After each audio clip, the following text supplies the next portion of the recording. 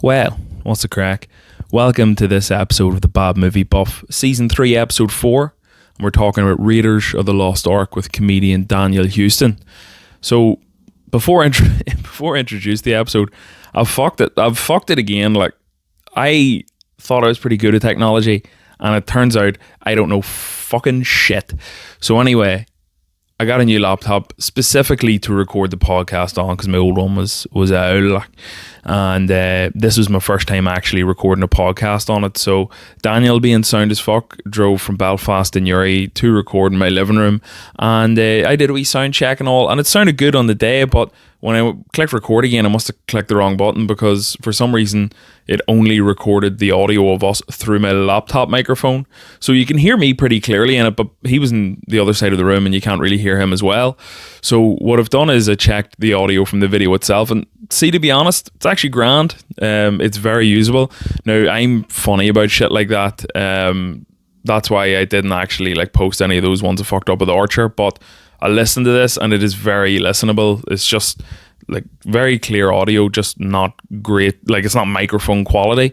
And I listened to it through my phone speakers. So I was like, I'm not wasting this episode. Really good chat. So I'm going to post it anyway. And I hope you enjoy. So yeah, Daniel is a comedian based out of Belfast. He has his own podcast called The Dolecast and another podcast, pop culture one, that he started recently. So you can find him on his socials at Daniel K. Houston on Instagram. And you can check out, he does a lot of stand-up around Belfast as well, but really funny guy. And here, as usual, thanks for listening, and hopefully this is the last one I fuck up. Teething problems. Fucking teething problems is season 3. Anyway, enjoy.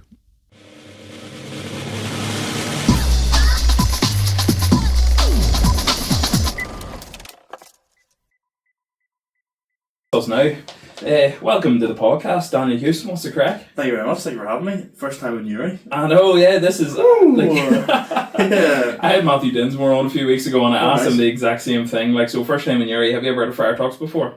No. Have you had your dinner yet tonight? I actually haven't had a dinner, no. See, if you're looking something nice, there's a chippy chain in Uri called Fire Talks. Right, okay. And when I say chippy, it's actually a disservice. It's like a restaurant. Okay. They call themselves a restaurant. Yeah. See, even this t-shirt anymore, that's their font. There's a local band have adopted their font. They're called the JFKs. That's a Fire Talks font. But there's something to do in my out. Yeah. You swear to God, you think I work for their marketing team? And I say this every time. But try Fire Talks if you are looking at something dirty after this. They do these unbelievable chicken burgers with coleslaw. Fucking blow the head clean off you. Not spicy, I don't know why I said that. But yeah, fucking welcome to the podcast. I'm just going to adjust these levels a wee bit here. Yeah, 2 seconds. It looks like I'm fucking shouting in this thing here. Right. I should probably fucking close this over a bit because I will just give that the death stare for the rest of the thing. But yeah, welcome to the podcast. So you're here to chat about Raiders of the Lost Ark. Banger. Steven Spielberg's masterpiece. Absolute banger, yeah. Tell me, your original choice was Dune 2? Yeah. And what made you change your mind? Well, I actually had an original choice before that. So my original choice was Spider-Man No Way Home. Right, okay. From a couple of years ago. Yeah. And I put, we have a comedians group chat, and I put into it, I've been asked to do Bad Movie Buff, and I was like, this is what I want to use. Yeah. And they Kieran Franco was just like... He hates Marvel, doesn't he? Yeah. And Adam Byrne as well just absolutely slipped me for it, so I was like, right, okay, I need to choose a better film, so I was like, right, okay, Dune 2, both, and that was accepted as, that's fine. Yeah. And then I was like, I adore Dune 2 and I think it's fantastic, but then I was like, can I talk about it for an hour though? Probably not. My thoughts on Dune 2 are it's unbelievable. Yeah. But that's probably as much as it extends. Fair enough. I love Dune. I've got the books there. I don't know if you've seen and I've seen. I think Dune 2 was probably actually fucking hell. That's weird that you say that. Yeah. Spider-Man: No Way Home and Dune 2 are the only 2 films that I have seen twice in the cinema. Serious? Yeah. In the last when I was younger, obviously, I used to go to the cinema just to get out of the house. But I went to cinema today. Did you? Yeah, I went to see The Amateur, the one with Yeah. It was alright. It was fine. I hate his face or something. Something about him annoys me. But he's a great actor. It's him and Elizabeth Moss. Can't stand her. Don't know why. Great actor. I get it. Yeah. her face. I hope this podcast never blows up and she hears this. But yeah, so Raiders of the Lost Ark. That's when you said, "Oh, that's a fucking banger of a choice." Unbelievable. Is it close to you? Like, is it something? It is close to me in the sense of like, I'm a huge Indiana Jones guy, and like, although the last one there was probably just alright, like I was buzzing going to see it because I'm a huge Indiana Jones guy. But Raiders of the Lost Ark in particular is like, I had a bunch of the Lego sets when I was younger. Nice. Like the Indiana Jones ones. And I always remember Raiders of the Lost Ark being on like TV a lot during Christmas or whatever it is. Like you'd always switch it on and be like, oh, just a random part of Raiders of the Lost Ark. And like even, I don't know, it's just anything I've made. I do a lot of like moving image arts and stuff in school, and like we're making something at the minute. It's like a noir detective thing, but a lot of that is inspired by like Indiana Jones and Raiders and stuff like that. Class. I just love it. Yeah, it's class. Good stuff. I was very late in life watching Raiders of the Lost Ark. I remember I was like off school, sick maybe or something. Yeah. And at the time, Sky had all the Indiana Jones films. I'd never seen any of them, so I think I watched them all in one day. And it was like maybe not long after King of the Crystal Skull came out. And I've watched them. I think I was like, so I watched Raiders last night just to refresh. And but like the last time we watched it was right before the new one came out. I was like, I'll watch them all again before the new one. So I was pretty excited to go see it as well. But do you think this is the best one? That's the question. It's probably a toss up between this and Last Crusade. Yeah. I'm not a hater of Temple of Doom, but like, there's something about Temple of Doom doesn't sit right with me. I don't know what it is. Right. Probably not the cultural appropriation. Probably it's probably something else. Yeah. But like, I don't know. I think because Temple of Doom is meant to be a prequel. Yeah. There's something about it like. He just doesn't feel the same as he does, or something. The stakes are gone. Yeah, the stakes. Yeah, and I feel like I don't know him as well as I did at the end of Raiders. Yeah. But then Last Crusade I love, but I do like them all. Yeah. But in terms of like, I like the themes in them in terms of like each movie looks at like a different religion. Yeah. So I understand why they did like Scientology and Kingdom of the Crystal Skull. I never picked up on that. Yeah. So the first one is, I think the first one. I never fucking picked up on that. That's unbelievable. Yeah. Like. So the first one's Christianity. The second one is I don't want to go on set. Cancel yourself. I think it's Buddhism. I don't know, or something like Hinduism, that. Hinduism. It could be Hinduism. And then the third one is maybe the third one's Christianity. Yeah, third one's Christianity. There's definitely. I remember someone like explaining it to me, and I was like, "That is crazy." Fair enough. And no, the first one will be Judaism. Then third one's Christianity, and then the fourth one Scientology, and then I think someone told me what the end of Destiny was, but it's gone in my head. But yeah, they all are meant to be like entangling with a different religion, which like from that point of view I like then the Scientology thing, but then it's do you know the bit in Kingdom of the Crystal Skull with the alien, like the physical real alien like bends down into the camera? That takes me out like nothing else. Like it's just the worst thing ever. Really? Yeah. I think it's awful. I think you're gonna hate my opinions on these. Fair, because there's bits in Kingdom of the Crystal Skull I like. Yeah. Like I don't think it's a bad movie. Yeah. But the bit where the alien comes in, I'm like, oh, we've kind of gone off the rails here, guys. But, yeah. Fair enough. You see, this is what I never understood, because I think this is because I was pretty late to the Indiana Jones movies. So for me, I think I prefer Last Crusade. I think it's my favourite. Sure. But I think I prefer Temple of Doom to Raiders of the Lost Ark. Wow. I think I'm not 100%. I don't think I'm a big enough fan to say, oh, it's definitely better. But I think I enjoy it more. Like, it's almost I'm afraid to say that. Like, you should be. Absolutely, you should be. Yeah. But even down to like, I don't know. There's just something about Raiders that like. I remember being a child watching it when it was on like ITV or something one night, and I remember the bit at the end where the faces all melt. Yeah. I remember that about to start, and I knew like who Indiana Jones was, and I had an idea of like what was happening, but I didn't know the plot really or what was going on. I was very young. And I remember my dad just lifting the controller, and right as the faces started like just turning it over, and I remember being like, "What's going on?" He was like, "I don't want to see that bit." And then like 10 minutes later, he turned it back, and Indiana Jones had won or whatever. I remember thinking like, "What?" Like for years, I was like, "What happened?" Like during that bit, like when they opened the Ark. Yeah. But it's horrific. Like it's genuinely it is really scary. It's class, the practical effects that they use for the face melting and all. Like, it's just something you don't really see anymore. Like, but yeah, let's dive into it then. So I always do like a wee quick roundup of the film, and like this is a film that obviously needs no introduction. Like, so Raiders of the Lost Ark, 1981, directed by Steven Spielberg and co-written with George Lucas.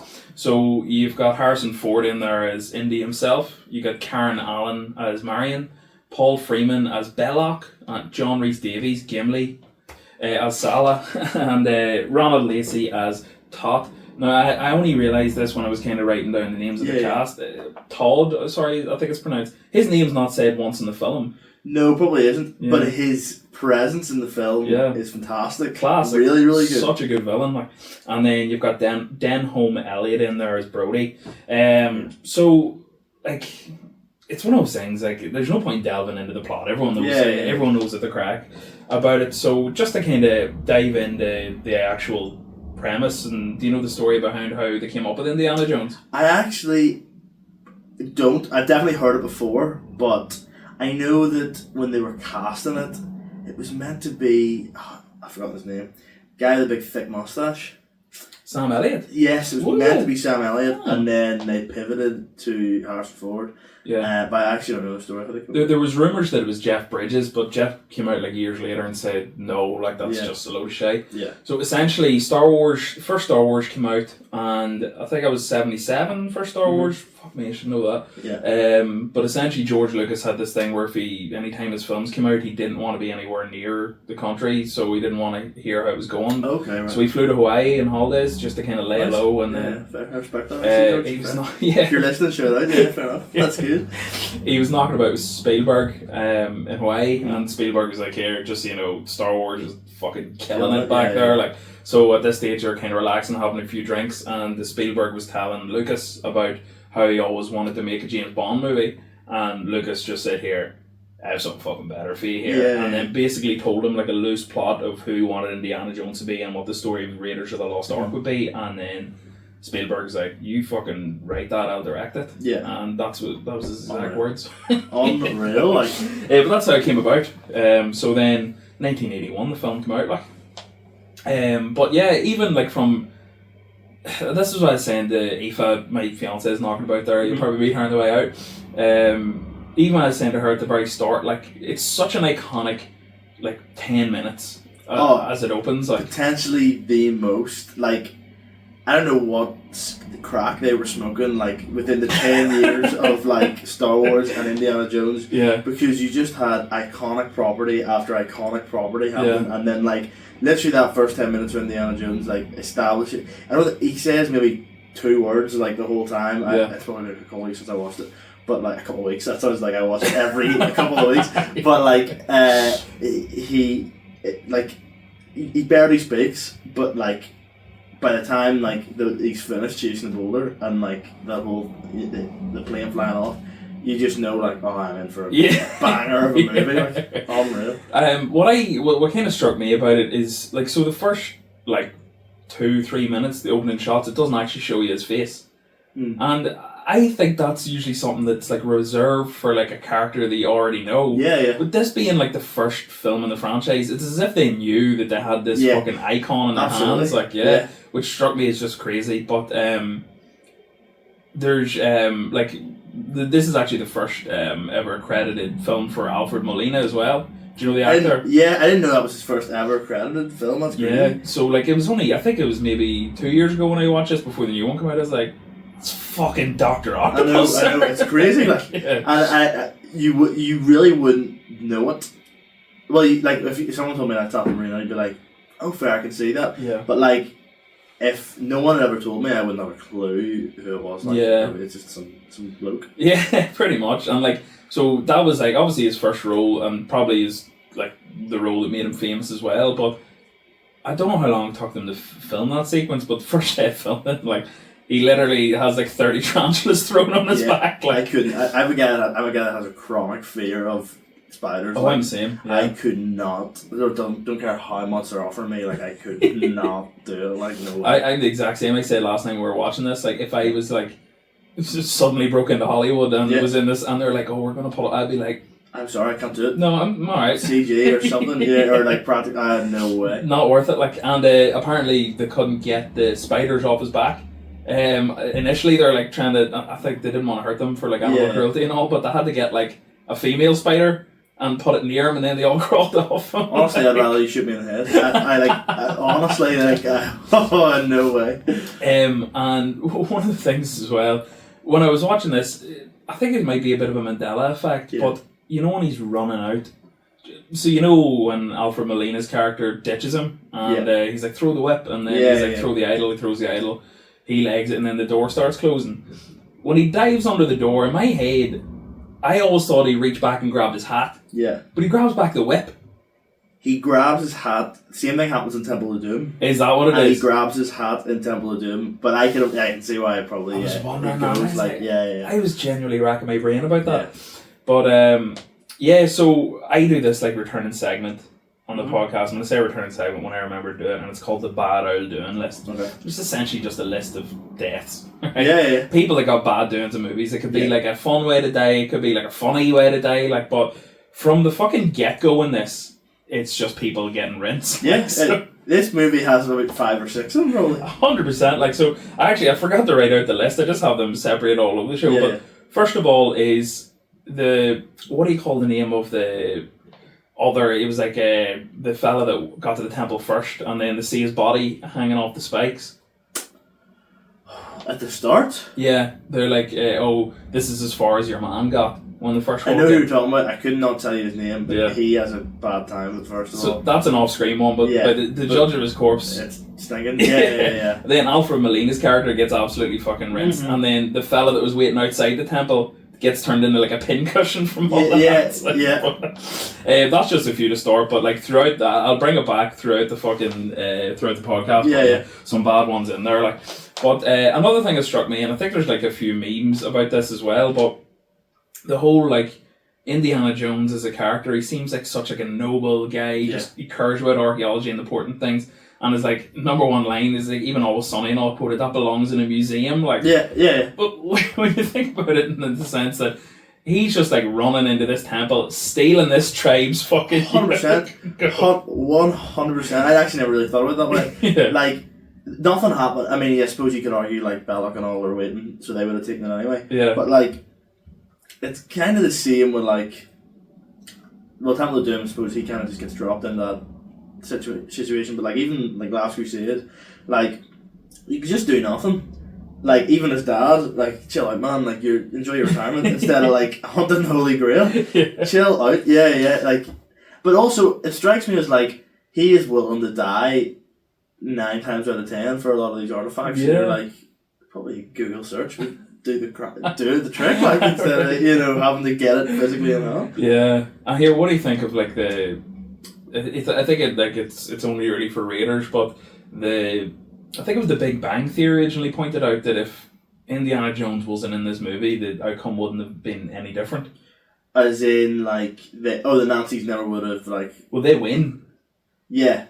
But I suppose would they have found the Well of Souls if he hadn't have been there? But I suppose no matter what happened, like, regardless if Indiana Jones was there or not, if they opened the Ark, the same thing would have happened. Yeah, they would have just died regardless. That's what Big Bang Theory said back in the day. It was like whether Indy was there or not, the Nazis end up getting the Ark anyway, open her up and all dying. Like so, I think the only real difference is that Indy was there to call in the US government to hide it. Do you want to grab this? The top men. Like. The top lads.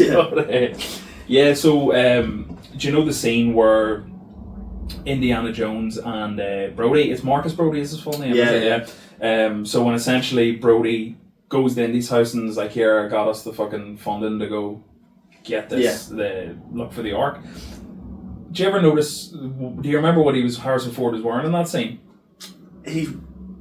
No, so he's not, he's in the university at this stage, isn't he? It's in his house, yeah. And he's wearing glasses and he's in his sort of his cool lecturer gear. He's got like a robe on, like almost like a smoking jacket type thing. Like, so the original scene that was shot there was it was meant to him open the bedroom door and there was a woman in his bed. Unreal. I mean, just like, to call a spade, Indiana Jones is absolutely a top shagger. Yeah. Like 100%. 100%. Like, and 9 times out of 10, like, yeah, there's a girl in every movie, but like, you don't even need to see it. You just know, like, from his general aura that like he's a top lad. Like, basically, what happened was, it was all shot in that scene, and then when they were editing, that's a word I can never say. Editing. Yeah. Spielberg was like, I think we should cut it, because they were originally trying to make him like a bit of a playboy James Bond type character, and then he thought it just might have taken away from the whole archaeology thing. Yeah. That's why they cut it. So the kind of only remnant of that is him dressed as if he just cut the ring. He just like hair all over the place and everything. That was why. Brody, what's the crack? I'm just Brody next door. Another remnant of that being, do you know when he's teaching the class and the girls are all like fawning, they got love you? Like, yeah. Can I just say, like, see, I forgot about that. Like, see, if I was a lecturer, and like I'm in uni at the minute, if a girl in my class did that, I would probably go to the wellbeing people in Belfast and in the uni and be like, genuinely sort her out. Like, it's insanity. Yeah. I was actually thinking, like, if it wasn't my first time meeting you, just to be weird, I was going to do that on my and see how long the podcast took. Absolutely. I mean, if I'd opened the door to your house and you blinked and it said, like, I don't know, love you or something on the thing, I would have made a very quick excuse to be like, I have to get back down to Belfast here or something like that. Yeah, oh shit, I fucking left the car on there. I ordered something from Friar Tuck's and I just remember I had to go get it. Tell me this, have you played the game on the Xbox, Indiana Jones? The new one that's just out? Yeah. I actually haven't. I'm a PlayStation guy, so I'd wait until it came out. My very first game on a console ever was Lego Indiana Jones. Oh yeah. So I would say I probably played the Lego game before I had watched the movie. Oh, ever. Okay. But then by the time I watched the movie, I had a fair idea of like, okay, yeah, I know what's going on here. Like, oh, fair enough. Yeah. What was that game like? Was it good? It's incredibly basic. Like, I don't know. I just remember because they didn't speak. I think they do now. I haven't played them in years, but I think they do now. But like, I remember like the bit at the start with the boulder. Like when Indy stands up, he has like he goes to lift the idol out of his pocket and he pulls out C3PO's head instead, and he throws him and a few other things. But then. Like it's obviously very fast paced compared to the movie. Like they skip over so much, but meant by the time like I watched the movie, I was like, I know exactly what's coming up next, but not necessarily in like a spoiler way, more just like a now they're gonna go here and here. And here. Yeah, it's like you're almost like enjoying the story in a different medium type. Yeah. I love those games. Fantastic.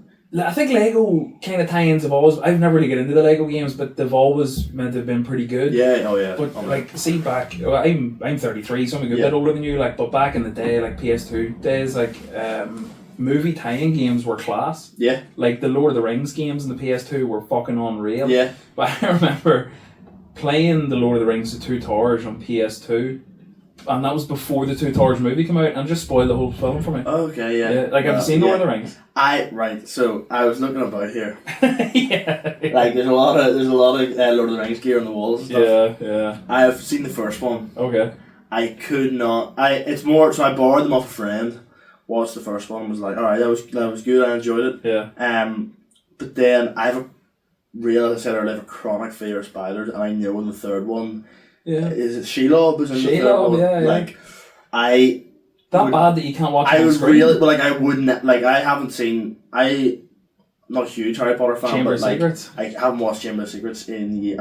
I would be hard pressed to hit play on the film. Right. Mainly because like, everybody knows like, oh, sure, it's not real. And I'm like, yeah, but it's designed to look real. Like it's designed to like. It's supposed to feel real when you're watching it, like it's not supposed to look fake. Yeah. So I would really I could definitely watch the second one. I just haven't got around to it. I've seen all the Hobbits. Okay. I've heard the Hobbits are spiders in the Hobbit. There's spiders in the Hobbit. It was very much. That's Shelob as well, I think. Is Shelob in the Hobbit? I think so. I think it's Shelob. There's the ones. I think it's in Desolation of Smog. There's they go to Mirkwood or something, and there's spiders in that, and that was very much just like a cover until they're away. Right. You have a bad it's so bad. Like if there's a wee spider on the wall, like, it's not a big deal. Yeah. But I think it's more giant. Like the idea. Like I genuinely couldn't watch Chamber of Secrets, or like I could watch the first hour and be like, as soon as we get anywhere near that scene, I'm done. I'm glad you told me that. I have like a wee. There's a wooden box there, and I've got one of the lads in the podcast with it before, where it's like one of those ones you open it and this fake spider jumps out. Like I don't know you well enough to do that. I probably would have caused an accident. Fucking I'd be straight to Friar Tuck's like. Yeah. No, but for fuck's sake, I'd be afraid of spiders, but I think it probably wouldn't be as bad where I can watch it on TV and all. But like, I get this thing. I don't know why we're talking about spiders. But I forgot to say. Spiders in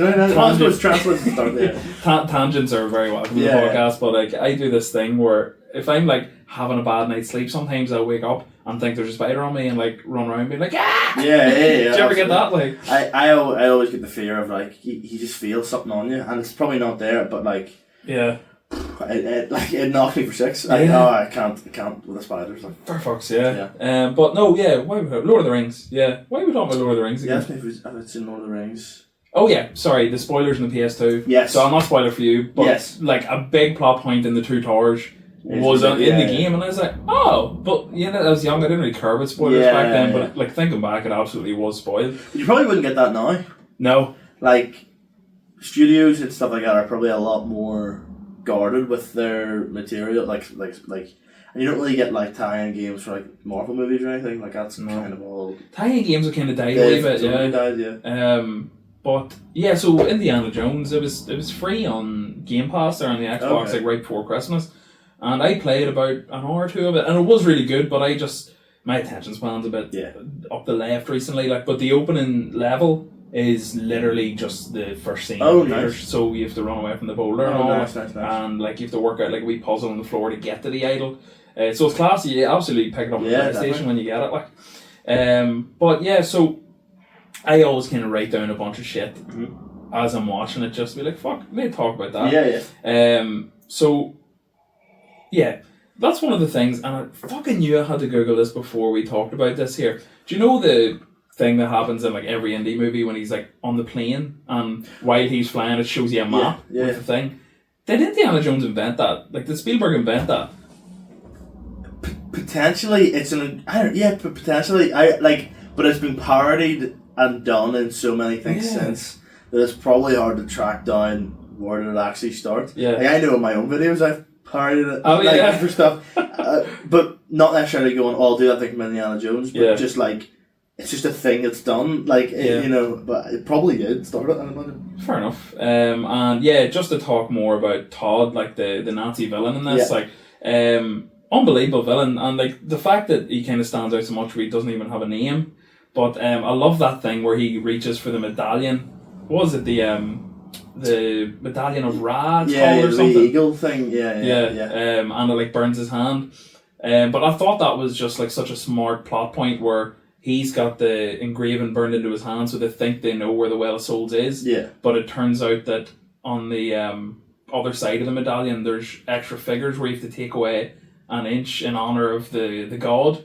So I just thought that was a class touch, but it was only, I remember watching Raiders for the first time, and it was actually Family Guy parodied the scene where Peter goes up to the attic to get something, and he whips out the staff and puts a medallion on it, and he's just looking for like the family photo album or something that fucking lights up the whole thing. Like. See on that, touching on that bit where he gets his hand, he meets Marion, isn't it? Mm. Do you know about the age gap? No. So Marion, I think you might need to fact check this, but Marion says they had a thing beforehand, right? Yeah. Her and Indy, but I think she's in her 20s. Oh yeah, and it says 10 years ago. I think someone worked out. I think she was 14, and Indy was like well into his 20s. Someone will need to fact check that, but that is because I remember watching it one time. I think it was my friend Aaron, who I do the pod culture with. Yeah. We're like, hold on a second, someone do the maths on that. And right enough, he's fucking Indy. Like, I mean, I'm gonna look it up really quick. Like, Indy done by the pedo hunters. It's because I remember doing this exact thing, taking my phone out and. While you're telling me this, I'm trying to think of like puns for like Raiders of the Lost Nonce and things Yeah, like that. fair. But nothing's come to me here. Like. The novelisation indicates she was 15 and Indy was in his late 20s. Which is just like... Indy. Which is just what have you done? Like, yeah. Crazy. Henry Nonce Jr. Yeah, Raiders of the Lost Age Gap. Yeah. there's a good one in there somewhere. I'm trying to fucking think of it. Temple of Groom. Oh,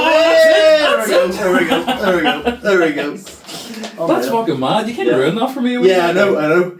But it was the 20s. It was, yeah. I mean, it was a lawless time, I suppose. Like for the amount of Nazis he took out, he might be. Maybe he's forgiven. Tit for tat. Yeah, I suppose. Tit for tat.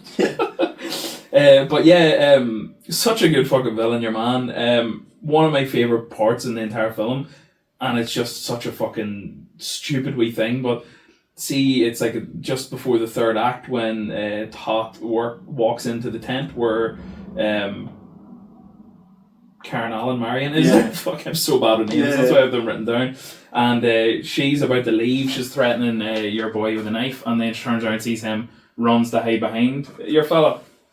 But he comes in, and the man behind him takes off his coat, and then he whips out this like chain stick thing, and you think he's like about to torture. Yeah. And then he just puts it together. It's a coat hanger. Yeah. It's a fucking unbelievable. Because I always forget about that bit, and then he takes it out, and I go, flip, these movies are really dark. Like looking back, like what's happening, and then every time he does it, and I go, oh yeah, right enough. Yeah, that makes more sense. Oh, there's some great wee bits there. Like even another bit I laughed out loud at was when they're on the boat.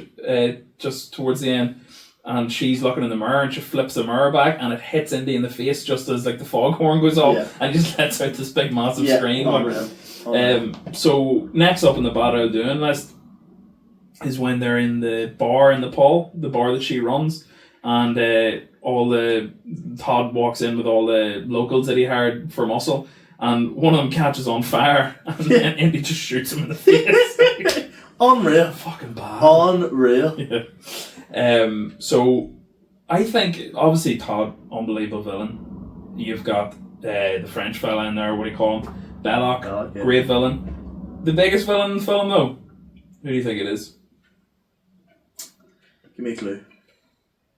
If I give you a clue, it's too obvious. Okay, the biggest villain in the film. And I'm kind of half joking about this, but I'd say the most infuriated I was a few times in the film. Is it an actual character in the movie? Technically, yeah. I've no idea. The fucking monkey. Right enough. Yeah, that monkey. Yeah, the Nazi monkey. I'm all for no animal cruelty, but I would kick that monkey over like the length of a football field. Wee dick, like. Yeah. So obviously a few times he betrays Indy. He like points out like where like they're going to his like master with the eye patch. Yeah. But another actually moment I laugh my ass off is when your man with the eye patch goes in to like inform the Nazis what he's been up to, and he like gives the Nazi salute going in, and then they look at the monkey, and the monkey gives the Nazi salute. Like, it's the sort of thing that, I mean, as I said earlier, like, I don't know what crack they were smoking back then, but like I can just picture Lucas writing it and ringing up Spielberg and Spielberg going, oh, here, what bit are you at with it? He's going, I've written this class scene here where a monkey does a Nazi salute. And Spielberg's going, right, okay, I'll see it for myself, sure. He actually, if you watch it again, I didn't notice until I was reading this today, is he actually says Heil Hitler as well. He does like a wee... The monkey? Yeah. Oh, really? He actually does like a wee, like, it's like, like we like squeak, like growl or something like the monkeys do, but he actually sounds, it's like Heil Hitler. Yeah, unreal. The voice actor that did that like voice clip for the monkey actually did the voice of Aladdin's monkey Abu in the Aladdin movie 10 years later. Right before you said that, man, I went, probably was yeah, makes sense. Yeah, but it took them 50 takes to film that. To get the monkey to actually do the Nazi salute. I mean, on take like 30, I've been like, do we need this? Like, do we really need the monkey doing the Nazi salute? Like, because it's getting dark, it's eating into the day. I'd be looking over at Spielberg being like, do we really need the monkey to commit itself to the Third Reich, or can we just move on? Like, you'd really start to question yourself. Yeah. I wrote half this shit down today, and I'm like, nah, I'm not fucking saying that now. Like, it's like, here, say staff of IRA instead of RA. But yeah, the monkey 50 takes to do it, and the way they did it was essentially they had a fishing pole with a grape in the end. So what they did was caught him reaching. I'm not going to do it in case but caught him reaching for it. Yeah. And it turns out that's actually what happened with Elon as well. Oh, he's seen someone reaching out a grape and he went. Yeah, I mean that makes sense. So nice you had to do it twice. Yeah, fair enough. What a rascal. Loves his grapes. But yeah, I just think that just the 50 takes is obviously funny, but just when you pointed it out after 30, you'd be like, can we move on here? Like, if we're clearly not going to get this monkey to salute. So I actually, before I forget, I fucking pissed myself laughing at one of your clips. Okay, I think it was from the Dolecast where I'm not that familiar with Belfast, but was it the Kennedy Centre? And you said it was like Mos Eisley Spaceport. It was Abbey Centre. I said was like Mos Eisley, and then on TikTok. So that was one of those weird ones that sometimes you get a clip that does really well on Instagram and TikTok at the same time, and you go, oh, the rest must be just be tripe if they're specifically doing well in these platforms. Yeah. And a lot of comments on TikTok were decent, but then a lot of them were like, clearly people that are in Abbey Centre Food Court all the time were very deeply and personally hurt by it and were like going after me, being like, oh, where do you go, all this stuff, blah blah blah. But yeah, there's a lot of places that I've been to, food courts like that you just look around and go, Mos Eisley. Absolute hive of scumability is the quote. Yeah. Unbelievable. Yeah.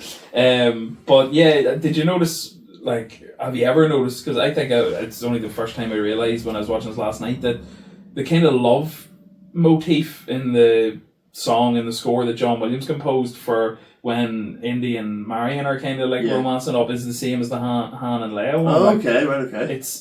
I actually probably should have googled this, but I'm pretty sure it's the same. Like and I think the part of the song's called like the motif, but it's yeah. It's the exact like I can picture the whole thing in my head. Like I actually like because it's one of those things like the music of both obviously Star Wars and this is just like unbelievably iconic. I actually was driving here and I was listening to the podcast and I was like, actually, do you know what? I'll stick on Raiders March just to get me into the crack. And I asked Siri, I was like, play Raiders March, and was belting it going down the. Is Raiders March the. Yeah, okay, class one. Like John Williams is the absolute GOAT. Oh, unbelievable. I think he's hard shores up there, but like in terms of like bang for buck, you've got Indiana Jones, Harry Potter, Home Alone, weirdly, Star Wars. What else has he done? Jaws. He's done. He did Minority Report, and I know that's not necessarily a niche one. That's Spielberg as well, Tom Cruise. Yeah, but I only know that because the music is extremely similar to Attack of the Clones, but also that whole movie is pretty much Attack of the Clones, like bar for bar. Not necessarily the plot, but a lot of the set pieces in it are like. Have you seen Minority Report? Not in years. I've actually been wanting to rewatch it recently. Is that Spielberg as well? It's Spielberg as well. Do you know the bit in Minority Report where like they're in like he's in a factory that makes all the cars, and then he has like a big set piece where he's like clinging on to the side of like the cars as it's like flying through the air. Yeah, that is just Attack of the Clones. Right, that bit, and the music is nearly identical. And I literally was watching it going, there's no way I'm the only person thinking this. Like this is literally Attack of the Clones. And I looked it up on Reddit and right enough, everybody was like, there's a lot of bits in it that are extremely similar. It's like Michael Bay is kind of notorious for doing that with his like CGI shots and stuff. Because I know there's like a lot of that movie, The Island, is literally shot for shot. It was before Transformers, but like there's people have put them side by side. Very, very similar. It's the exact same thing. Like, do you want a fun John Williams fact? Work away. Do you know who his son is? No. The lead singer of Toto. Really? Yeah. Serious? Yeah. I forget his first name. I mean, absolutely runs in the family. Absolute banger musicians. Yeah. I bless the reins. There's definitely another John Williams soundtrack that I'm forgetting, but like he is. I'm maybe thinking of Alan Silvestri, but like he is. Oh, he's up there. Who's Alan Silvestri? No, I know the name, but what did he do? He did Forrest Gump and he did Castaway. No, did John Williams do Forrest Gump? I don't know. He did. I know he did Castaway, and he's done most of the Avengers movies. Oh yes, so he did all of those, which are like, I mean, obviously great in terms of scores. Thomas Newman. Yes, he's a good one. What's he done? Finding Nemo. Yeah. American Beauty, I think he did. He's done a load. John Paciano did Daredevil, and he does the new Daredevil. Like. He did the old Netflix one. I don't know if he's still doing the new one, but then he did. You ever played the PlayStation Spider-Man games?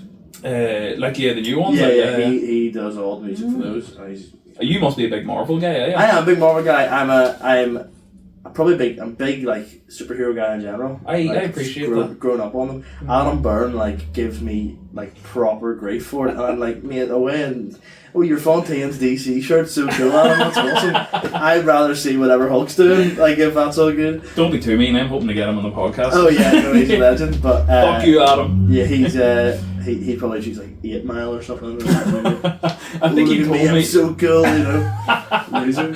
I think he said he wanted to do. I've only met Adam once briefly after that Newry comedy night. Oh yeah. And I think he said he was going to do not another teen movie. That would be him, wouldn't it? That would just be him. Seriously, But no, I would be a big Marvel guy as well. Yeah, I think it's not very cool to like Marvel these days, is it? No, and they need to get back on form. We were chatting about this on Pod Culture last week, or no, this week, about how just you're starting to see a change in it. It's starting to go back to where you wasn't there though.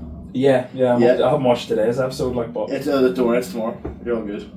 What day is it? Tuesday? I thought it was Tuesdays it comes out. Yeah. No, No, it comes out Wednesday. Oh, yeah, okay. Yeah. So because part of me was I'm because it's the season finale this week. Part of me is do I stay up and watch it? Because it comes out 2 a.m. So it's a hard one. Yeah. But pardon me. I'm a huge Marvel guy. Yeah. I fucking love it. But when people kind of slag you off for that, us as Marvel fans are recognising that it's shit at the moment. Mostly. Yeah. 100%. I'm really enjoying Daredevil. See, and I think it'd be different if we were just blindly all no, this is fantastic. It's not, but it's more because you know how good it can be. Yeah. That I'm kind of sticking with it. It's like a football team to an extent. If you're, through the hard times, you're oh, this sucks. But I don't know. Cause when I originally said I was thinking of doing Spider-Man, it's mainly because there's so much lore to how that movie got made, even with all the secrets and leaks and all that stuff. Yeah, 100%. But then Adam Byrne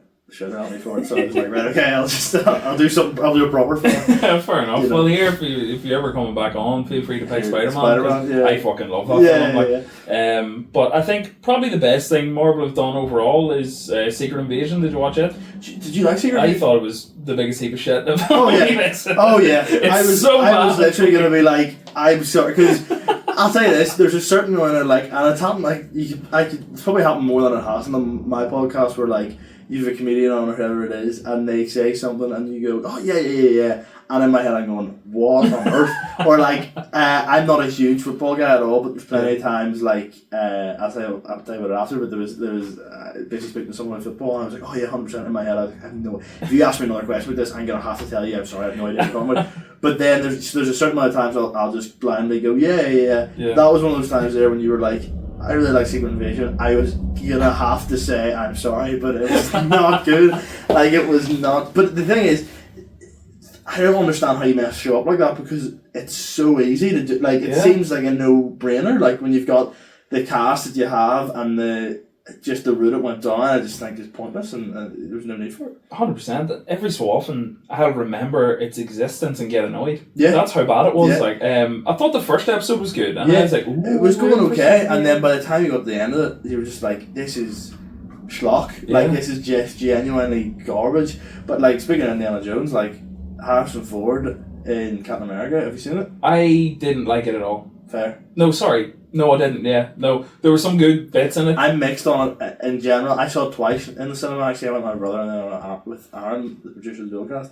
And the first time I was that was pretty good. But I think also there's definitely a wee bit of because Marvel's kind of been on a down slope. And part of me is I want to be that was good. Yeah. That was all good, guys, wasn't it? That was we enjoyed that. And then I saw it again. And I was there's still good bits in this, but it's.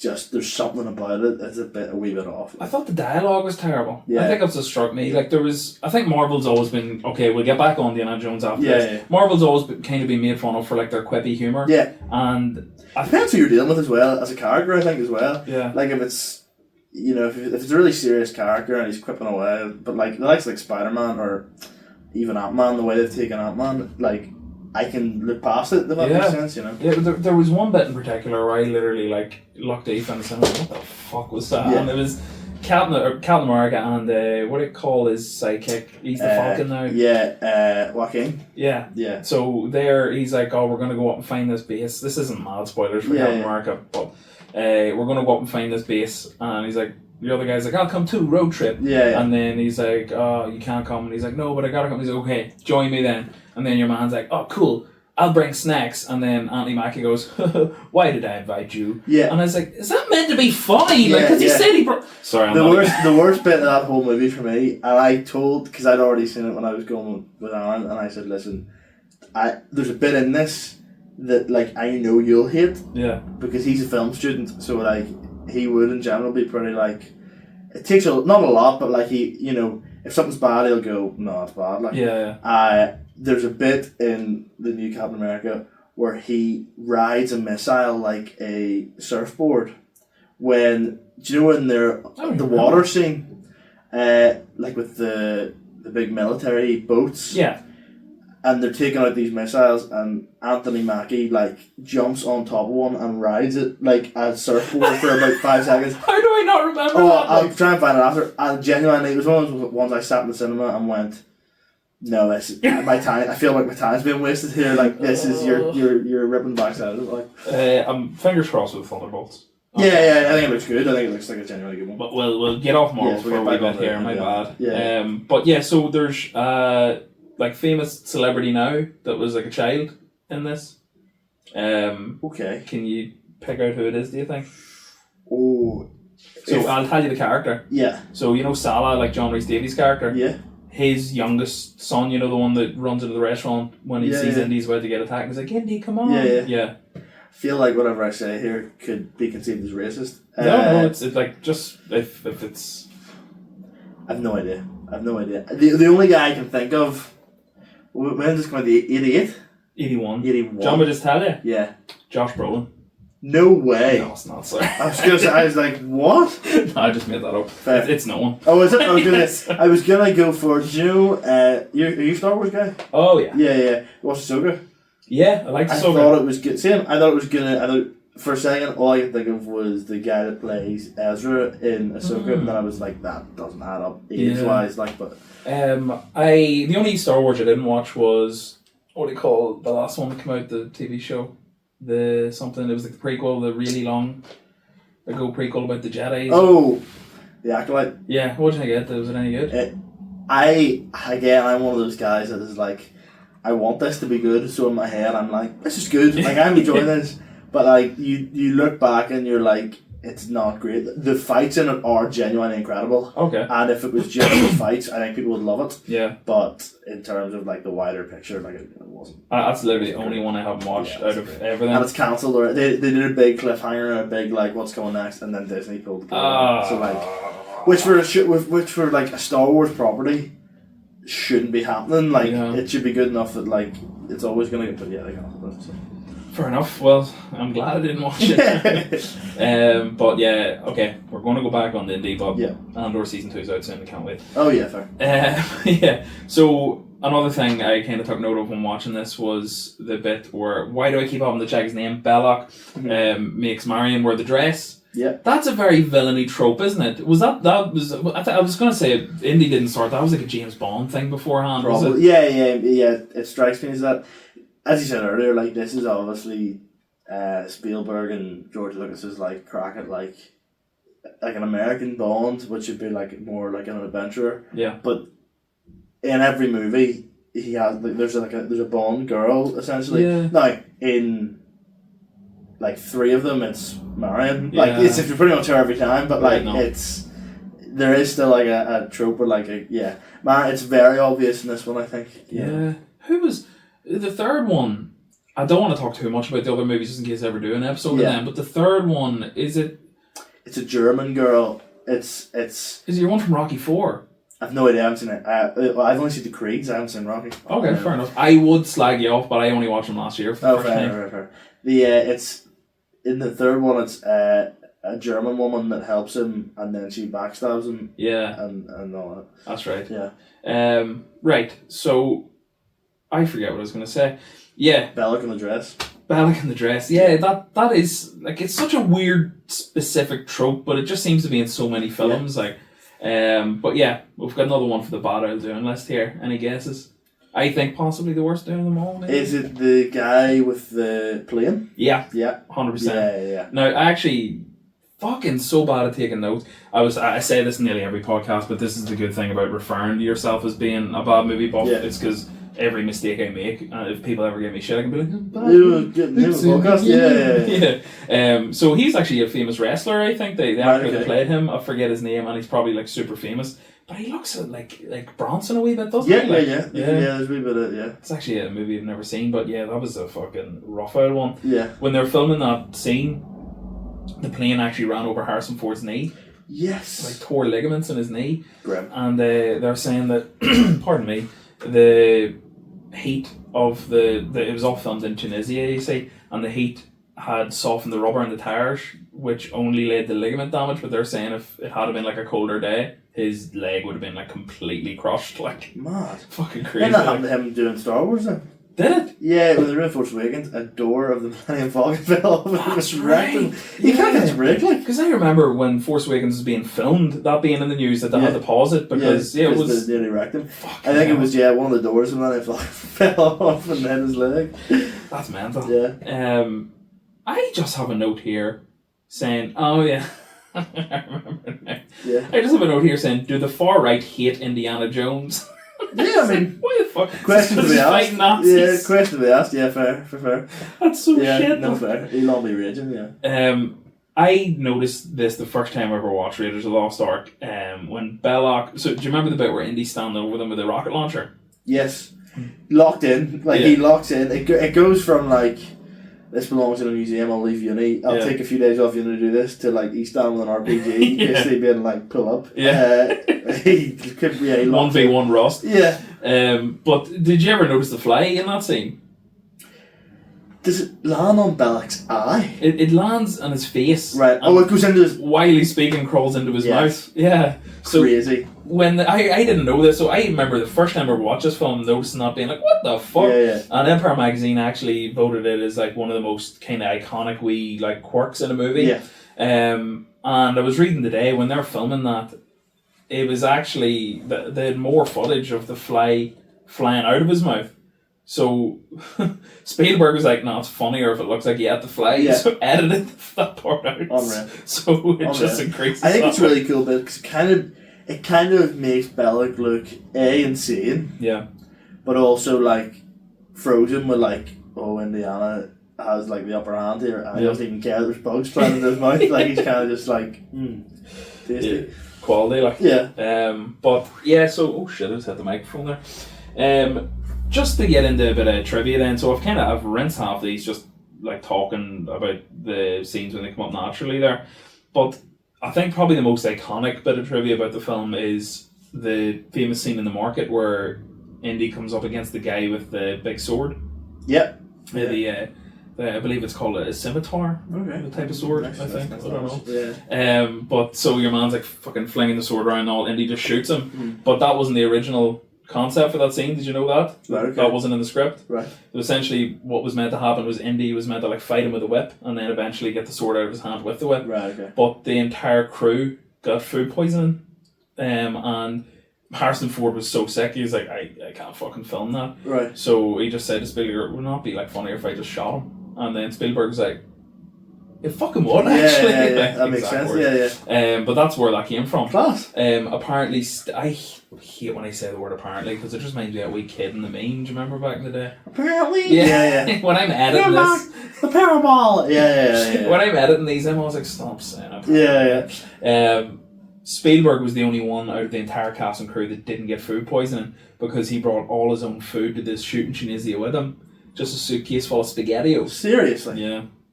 What a man child. Like. Yeah, that's really weird actually. Like, there's certain things you can defend, but I'm like, that's a bit weird. Yeah.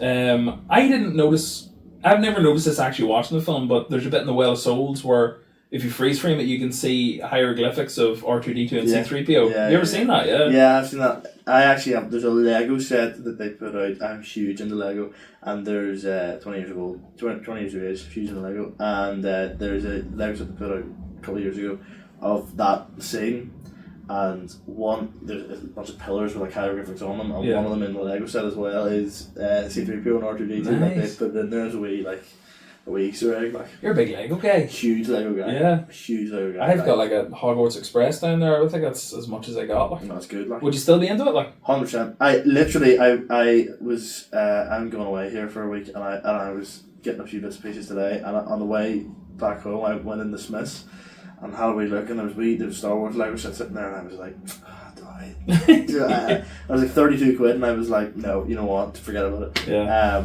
But yeah. What's the biggest one you have? I have a Lego Daily Bugle. Nice, I've seen that before. Yeah. That one, which is just like huge. Like, it's I got it for my 18th birthday actually. Cool guy, and cool guy alert, and yeah, unbelievable, love it. Yeah, love it. I'd love there's a few ones, like I'd be into F1 and stuff. I'd love one of the F1 cars. Oh yeah, there's loads of F1 cars. There's a Home Alone one got released about a year or two ago. Yeah. My dad every Christmas does like a huge big Lego Christmas village, and but he won't pay for the Home Alone one. Right. Because like throughout the year, just like a bunch of like eBay Lego will arrive at our house, and he's like, I'm gonna put some white bricks on it and make it snowy, and trust me.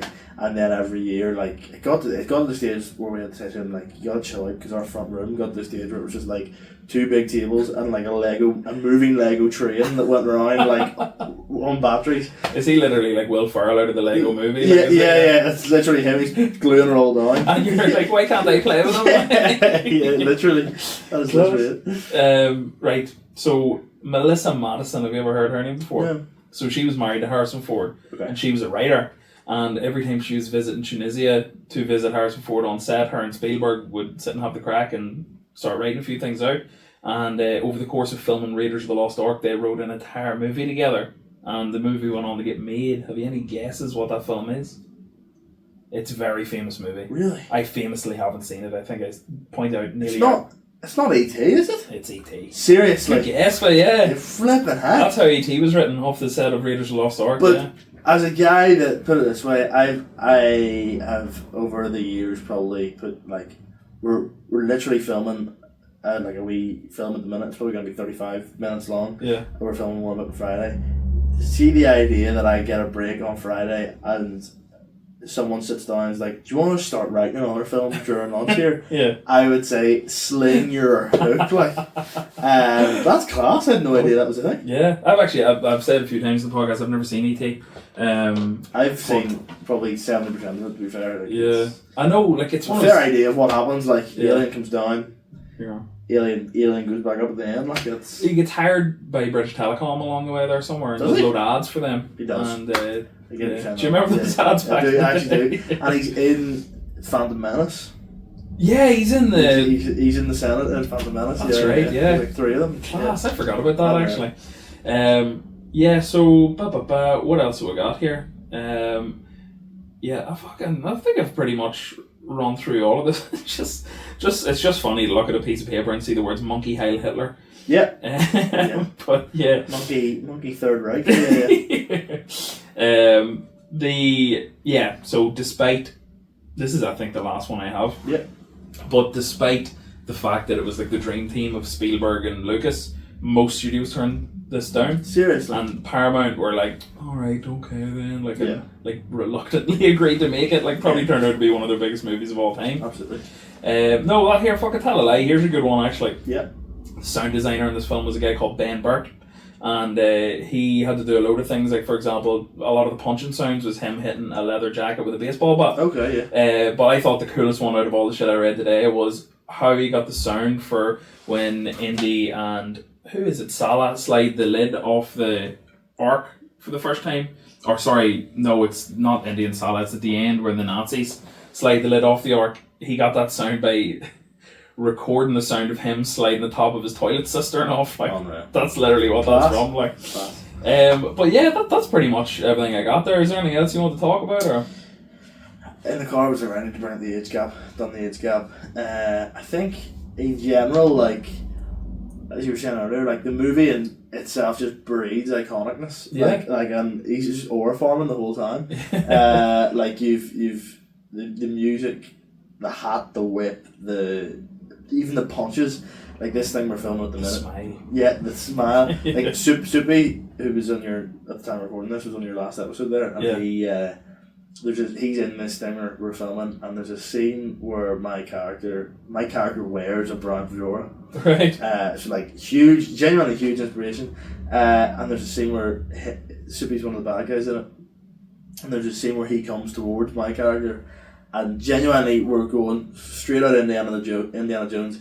I shock him across the face, like, but the full, like, that sound effect, like, all the punches are so, like, hurtful, and they're so impactful, and you feel like someone's getting actually gubbed in the face every time. Class. But yeah, it's the death at the end. That's one for the Bad Isle. The face melting, it fucking tops the Bad Isle. Crazy, like, and they I don't know, just like people, one face melts and the other gets their like face like basically sucked into nothing. Like it's just crazy, but like so well done. And like I always like that in the films, like the Indiana Jones films, is like the mortal men tampering with stuff that like they shouldn't be tampering with, and every time they same with I've forgotten the character's name, the guy in the third one, the bad guy in the third one.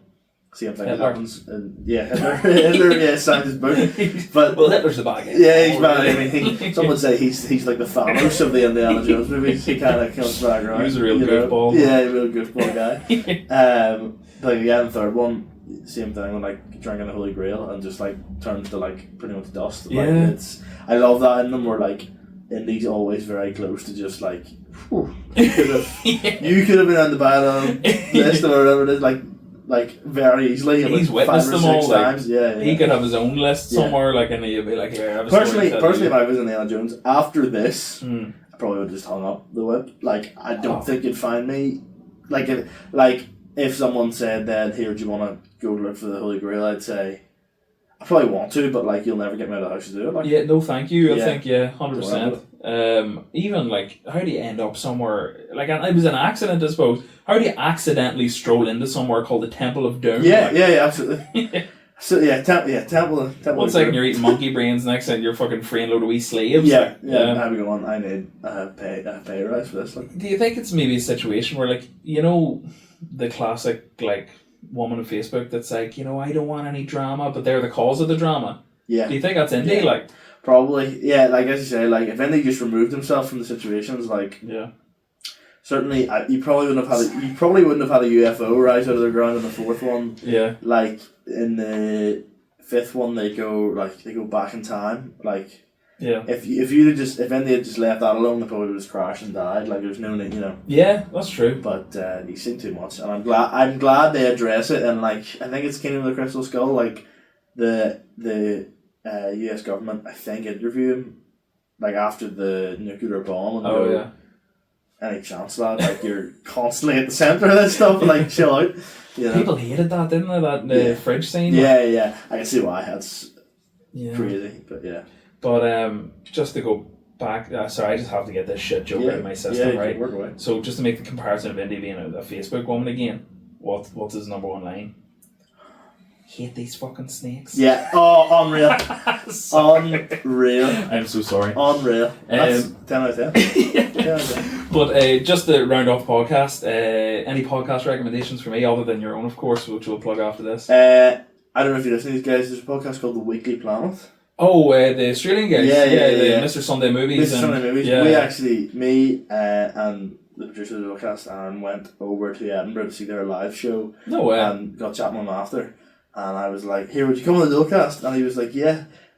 In my head, I was like, "I know fine rightly that you live in Australia and you're never going to come on the podcast. And even if you did via like Zoom, it would involve me getting up at like 5 a.m. Yeah. But just the fact that you said, and we have it on camera, just the fact that you said the words the Dualcast has made my year. Unreal. I did a video in at Comic-Con in Lisbon, and basically, I'll tell the story very quickly. But no rush. Like, basically, I went to Comic-Con and it was 2 or 3 years ago, and I basically, like, I am a huge nerd, like, love all that, but I basically went there and made a video and ripped the backside out of, like, everybody there that was a costume. And one guy passed us. So, like, the producer of the podcast, Aaron, was in a Mandalorian costume. Like, he made a full cosplay. You've seen that down there. Oh, class. Unreal. Oh, unreal. Yeah, fantastic. I've got all the shit. Yeah. So, like, he made a full Mandalorian costume and it looked great. And, like, I'm a huge fan. And if I ever got the opportunity, would probably cosplay myself. Yeah. But, like, and I always was, you know, like, if you can see the person's face, it's probably not great crack to, like, rip them then and there. But if they're wearing a mask or whatever it is, like, who knows? 100%. And these two Mandalorians walked past us, like, in full costume, full helmets. And I didn't, like, I said worse things in the video, and I didn't even make a joke about them. I just went, here, Flip, look at this. As if, like, yeah, there's a bit of, like, this is crazy, like, how mad this looks. Then I posted the video.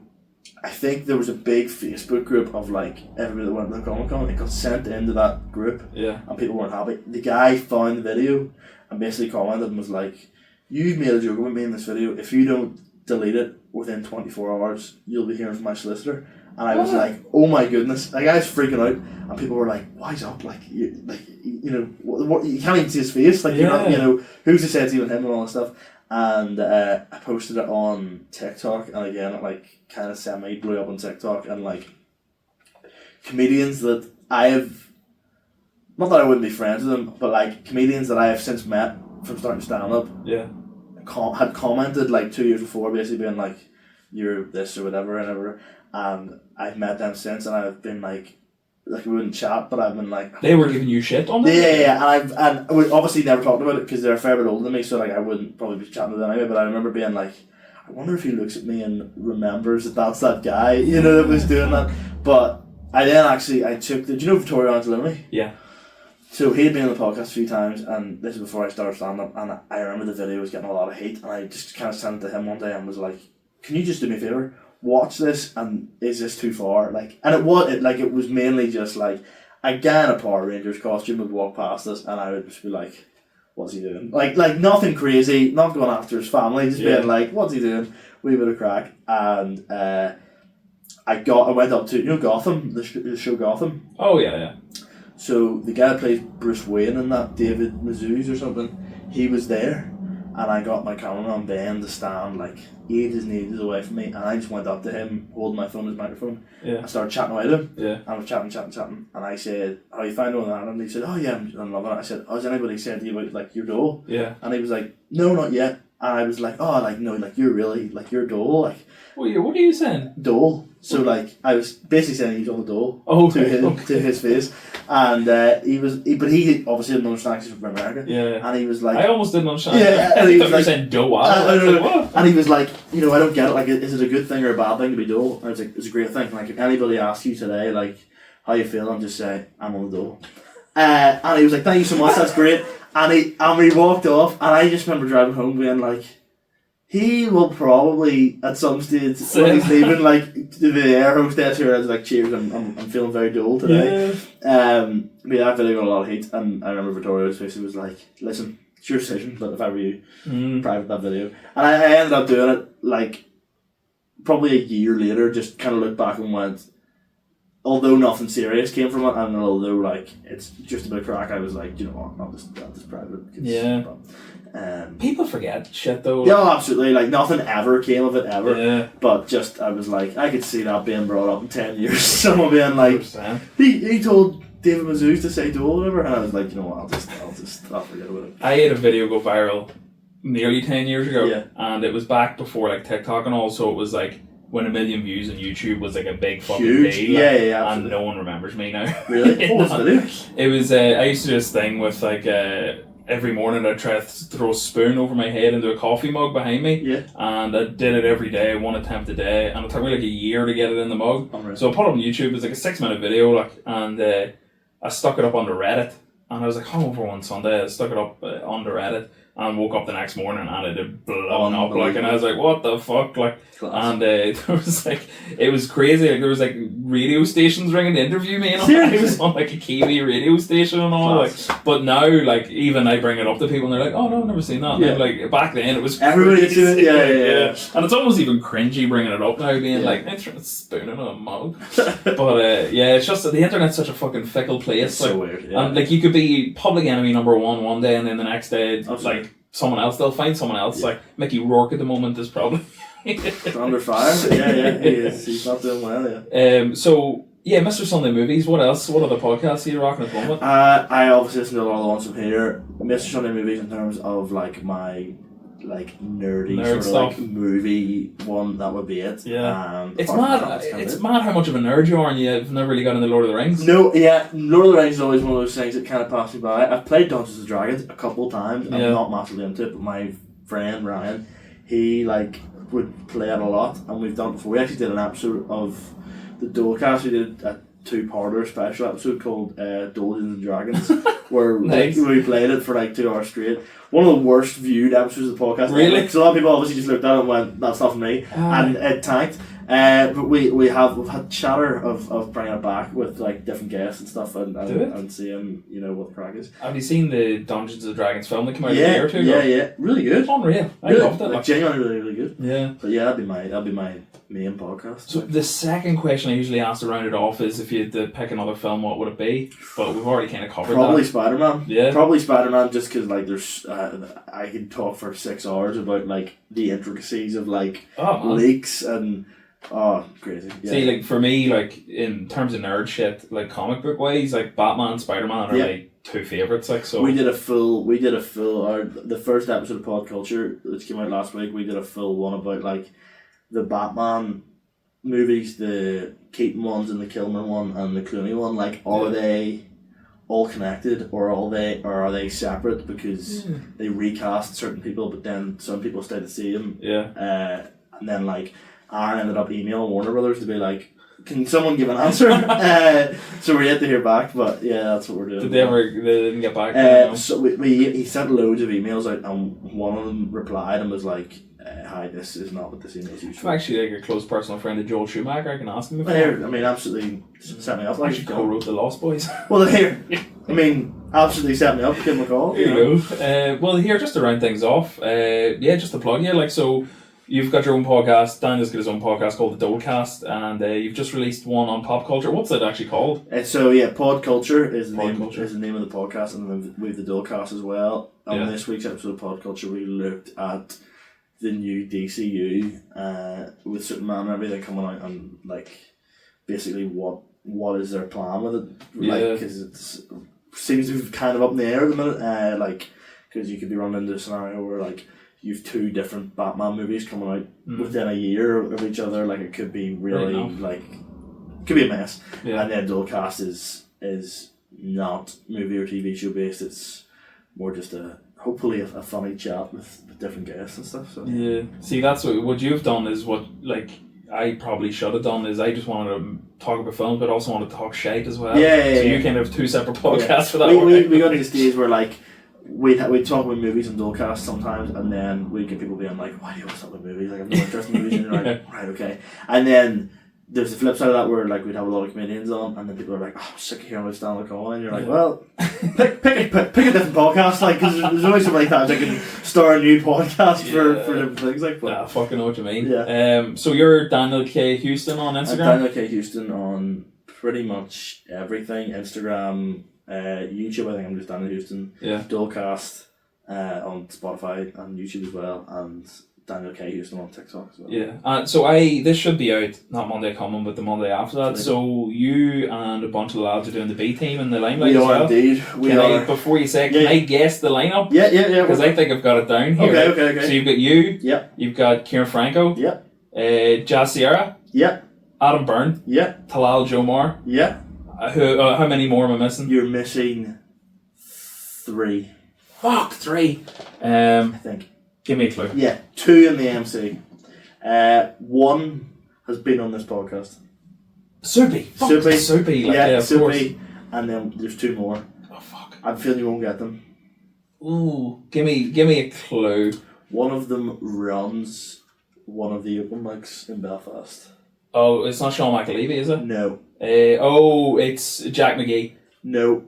It is Luke McGibbon. Oh, fuck, yes, Luke, yes, Luke, yes. He's MCing, and then Saul Duffin, who runs No Joke with Kieran, is doing a spot as well. Class, yes. So yeah, it's going to be hopefully great in the limelight. It's a June? 27th of June, yeah. 27th of June. So please buy tickets for that, that would be fantastic. Yeah, no, I'm hoping to get tickets myself. I'm such a fucking procrastinator when it comes to organising myself. Me too. But yeah, no, I'm definitely going to be there. But here, thanks for coming on the pod. Thank you for having me, it's been great. I've had a great time. Yeah, and get a wee Friar Talks on the way home. Absolutely. Cheers. Right.